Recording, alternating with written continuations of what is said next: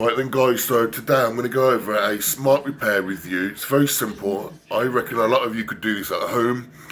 I'm going to go through the step-by-steps of how we do it. We do 3 to 4 smart repairs per day. We're mobile based and we're also static now. So we do big jobs, small jobs. This is a small job. We're going to show you how it's done in 2 hours, 3 hours time. I reckon you guys can do it too. Let me know in the comments if you believe you can.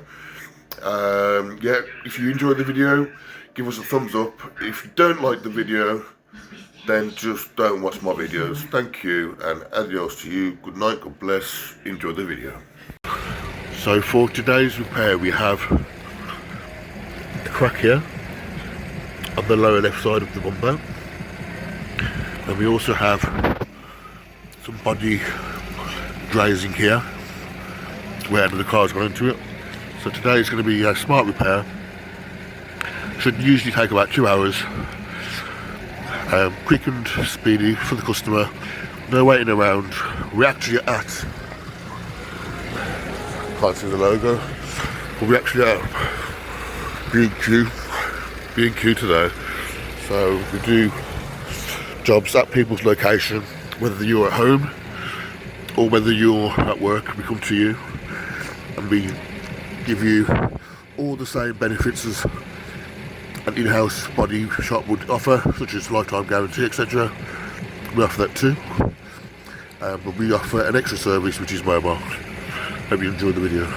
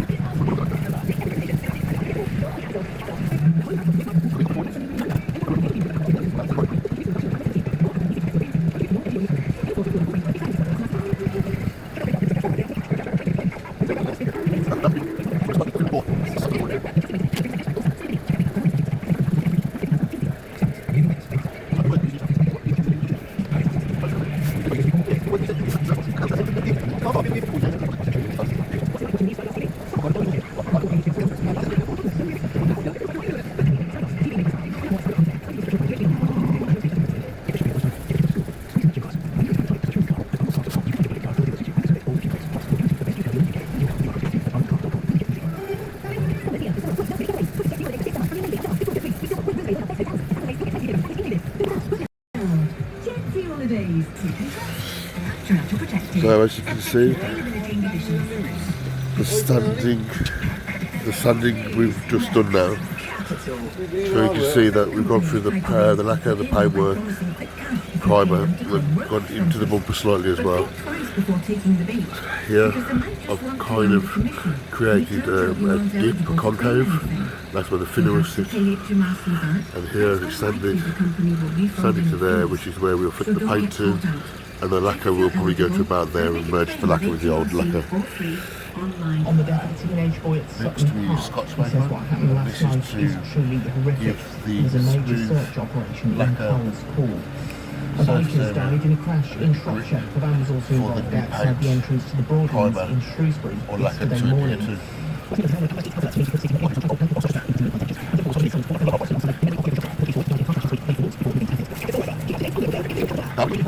32 degrees and the heat wave is with us all weekend from Global's new. Before moving on to primer, it's always important to use tack rag. So this is tack rag, and what tack rags do is take all the debris or the rubbish that's sitting on top of the lacquer paintwork.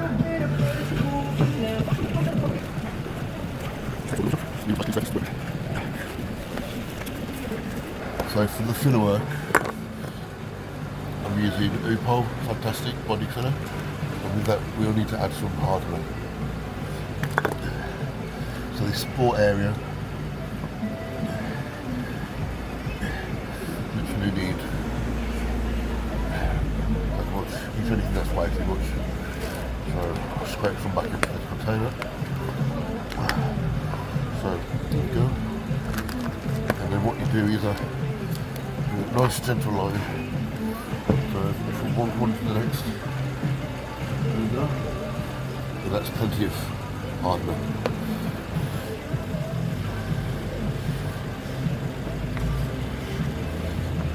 So make sure it's all nice and smooth. It's all blended in one colour.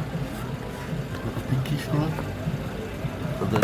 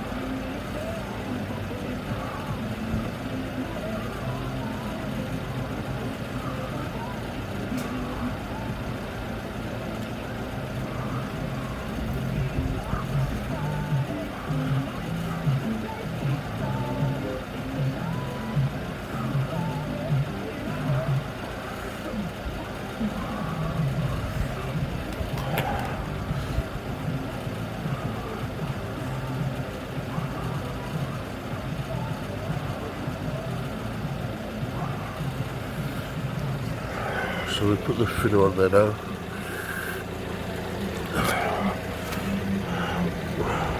You just allow that to dry.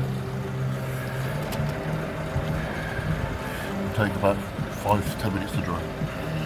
And once that's dried,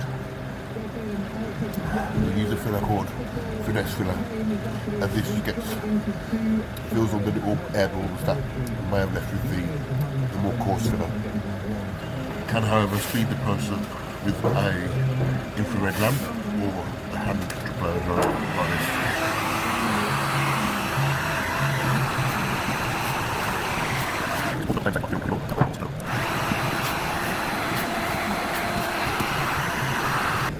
So using either 240 grit sandpaper or 400, which I'm going to be using, because the thinner work that I've put on here quite fine anyway, and I haven't put too much on them, so 400 should be suffice.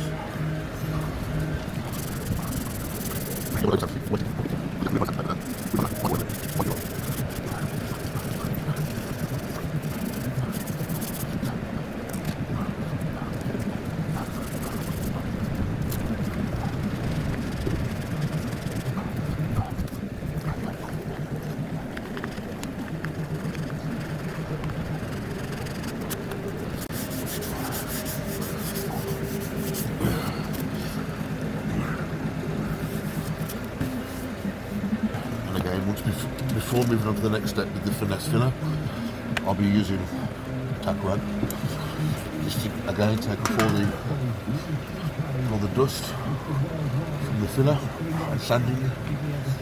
Once that's been done, we'll move on to the next stage. I use a nice clean scraper.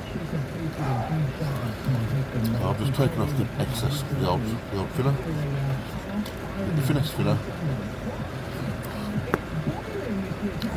literally, actually, make sure you scrape it nice and clean on the edge. Nothing worse than running lines through your filler. So, a couple of pea sizes, just like that.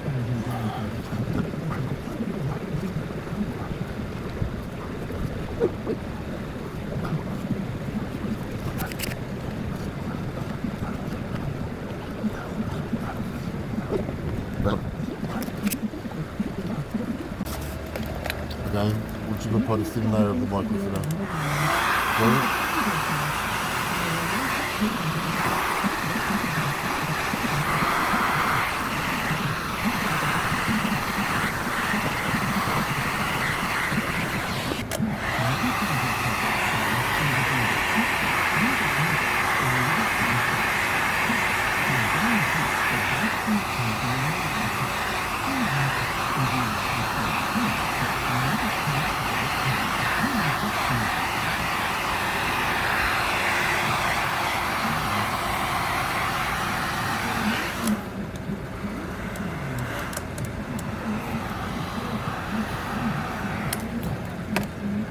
once I've dried with the air blower, so I don't have to call, because if I was to sand it down, it would just smudge all the filler.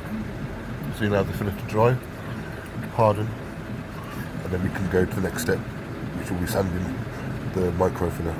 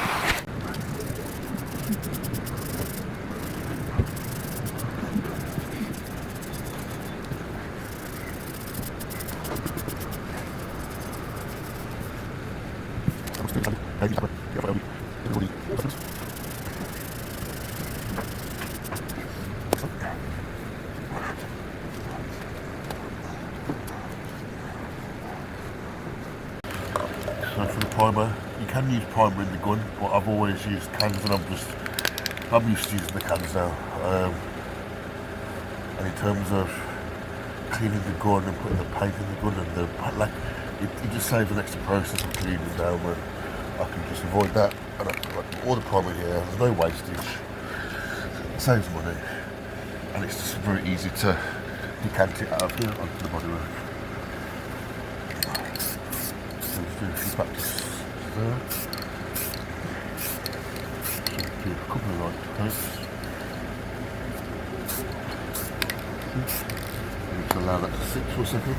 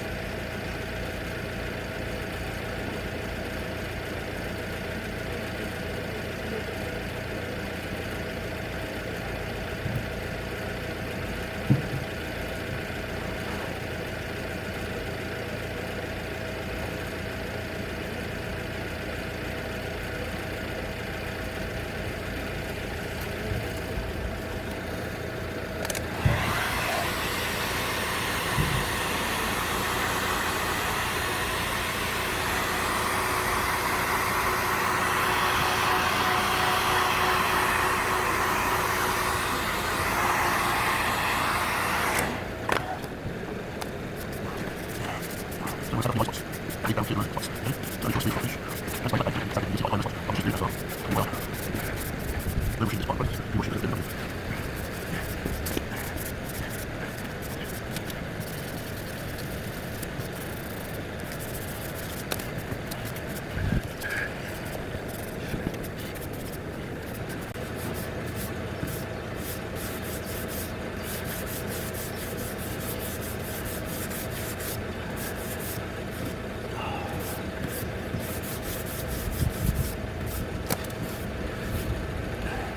again, use the tack one.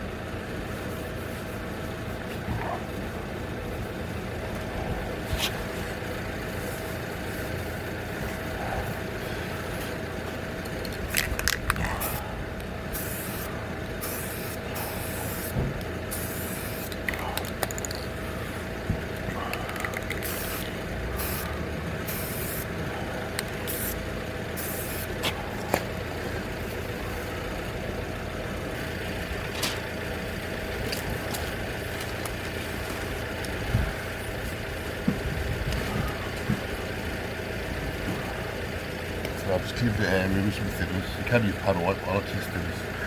Then once I've done that, I'll get a 600 sandpaper, and then when I've wiped it clean with the thinners, I'll just gently scuff again.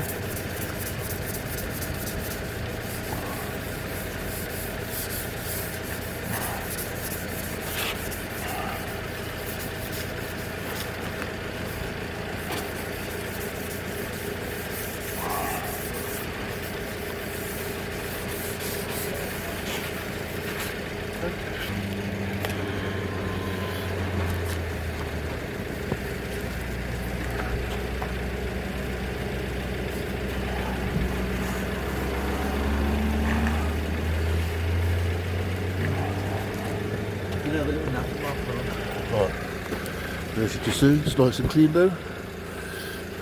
Voila. That's ready to be painted.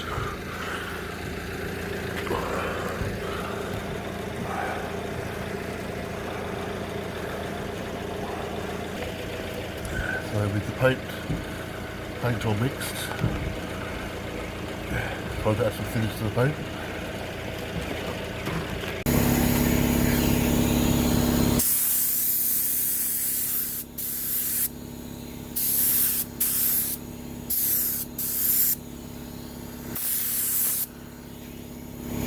And in between layers of paint, it's always very important to use the tack rag again, because it'll pick up all the metallic flakes that you want off the car, because it will make the car look far too shiny. Although it's metallic, it will just look far too shiny and it won't go with the car, so you need to ensure you use the tack rag after each coat of paint. And before you do use the tack rag, make sure the paint is dry, because I've done it a few times where, say on a damp day, you think the paint is dry because the day before was sunny, so you're still working on a sunny kind of temperature. You go to use the tack rag and you smear paint everywhere. I've done that a few times and it's very, very frustrating. And it can set you back about an hour sometimes, because you've got to stand at the wall, you've got to reprime it most likely, put the paint on before you're back on track.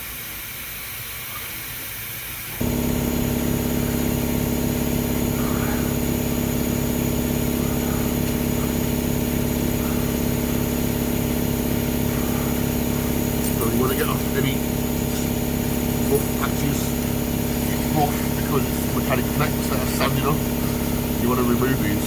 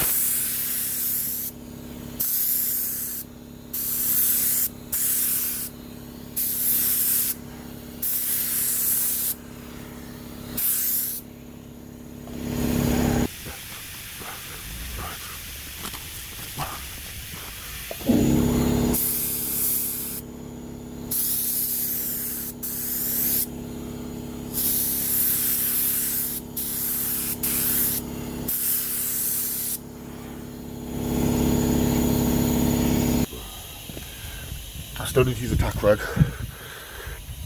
to take the rest of the metallic flecks off. As you can see, all the damage has gone. And the final tack rag session before applying the lacquer.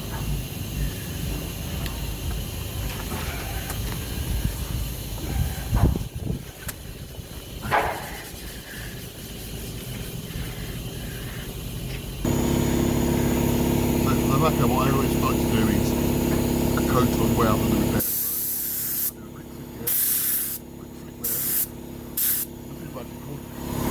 Again, yeah, just a little bit there.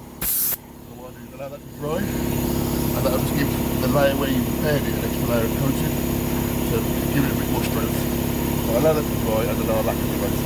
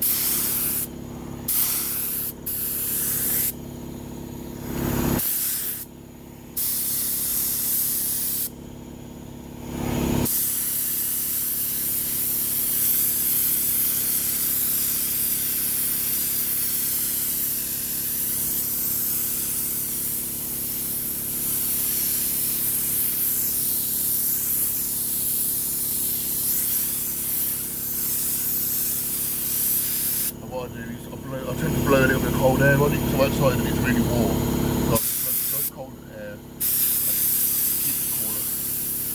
Otherwise when it gets too hot it starts to run and sag, and that's not what we want. The bumper in the middle is where the lacquer comes right here. So what I do is I merge the old lacquer with the new lacquer. This is something called Pro Blend, which is the fade out. You only want a few little sprays, because if you need to make much, you'll just run the paint crazy and ruin your work. So 1, 2, 3, 4, for good luck, that's all you need. And that is literally the process of repairing a bumper. So as you can see, the repair has been completed.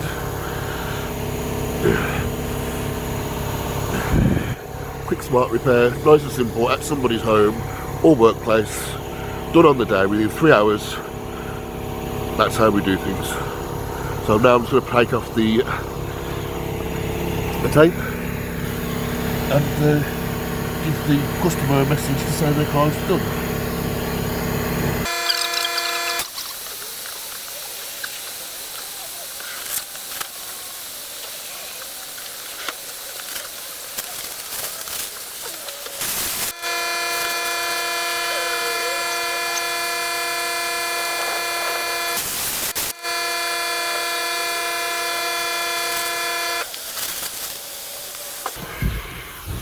Ladies and gentlemen,